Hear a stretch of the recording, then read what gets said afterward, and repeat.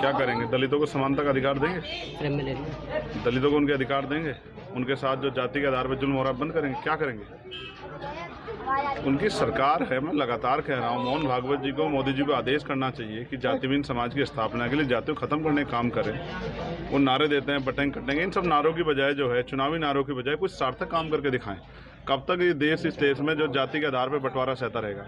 अब उनकी सरकार है, जिस तरह जीएसटी पे प्राइम मिनिस्टर ने आके कहा, जिस तरह से नोटबंदी पे कहा, तो देर क्यों करते हैं? मैं तो चाहता हूँ प्राइम मिनिस्टर आज आ जाए और लाइव आके कहें कि आज के बाद देश में कोई जाति नहीं, सब भारतीय होंगे और सबको भारतीय होने पे गर्व होना चाहिए। बाबा साहब अम्बेडकर ने कहा था हम प्रथम अद्वितीय भारतीय हैं, हमें गर्व है कि हम भारतीय हैं। लेकिन सरकार उसके लिए कर क्या रही है? सरकार तो चुनावी आधार पे जो है, जाति धर्म के आधार पे हिंसा कराती है, जुल्म कराती है, लोगों को डराने का, धमकाने का, बुलडोजर चलाने का काम करती है। तो ये पहल बहुत दिनों से चल रही है, ये सिर्फ वोट लेने के लिए, इनका जमीनी सच्चाई कुछ नहीं है। अगर ऐसा होता तो आज देश में बहुत बड़ा बदलाव होता। बाबा साहब इसी प्रयास करते हुए चले गए कि ये जो गैर बराबरी थी खत्म हो, और जब नहीं कर पाए तो उन्होंने बौद्ध धर्म की दीक्षा ली। तो ये तो हम सबके सामने है।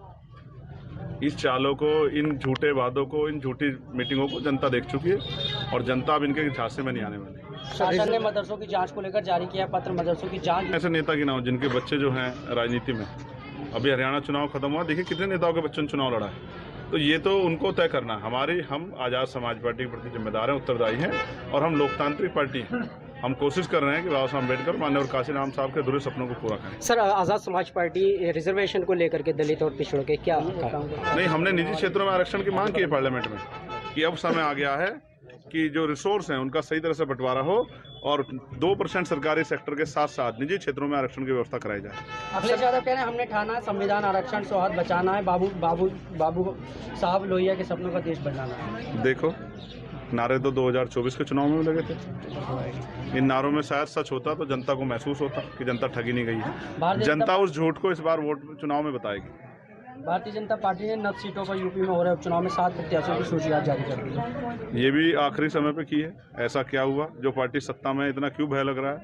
अभी जो है जनता ने जो सबक सिखाया 2024 में, इसीलिए बहुत समझदारी से कदम रख रहे हैं और मुझे उम्मीद है कि अगर मिलजुल के लड़ाई लड़ी जाती तो इसमें भी और लोकसभा चुनाव में बहुत बड़े बदलाव। सर, आज़ाद समाज पार्टी के साथ जनता की बात करें, कुंदर की क्षेत्र की, तो मैंने आज जो जन सैलाब देखा है पश्चिम उत्तर प्रदेश में, अभी तक नहीं देखा। तो इस बात गवाही दे रहा है कि कुंदरकी में हमारे प्रत्याशी और हमारे नेताओं ने बहुत मेहनत की है और उसका रिजल्ट हमारे पक्ष में आया। यूपी उपचुनाव में ऑल इंडिया ब्लॉक में उम्मीदवार साइकिल चुनाव चिन्ह पर लड़ेंगे, अखिलेश यादव कह रहे हैं।